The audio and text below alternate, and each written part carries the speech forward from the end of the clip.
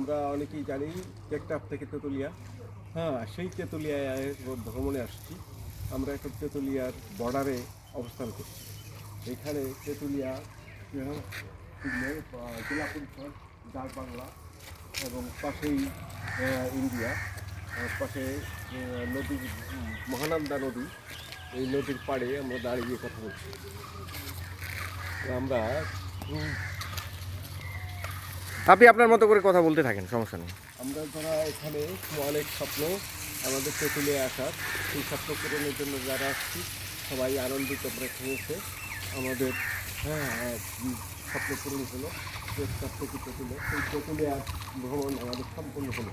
এইখানে বাংলা বান্ধা নদী, এটাই সীমানা আমাদের। এই বাংলা বান্ধা নদীর ওই পারে গেলেই আমরা ইন্ডিয়া। ওই পারে না, ইন্ডিয়ার নদীটাই ইন্ডিয়া। ঠিক আছে,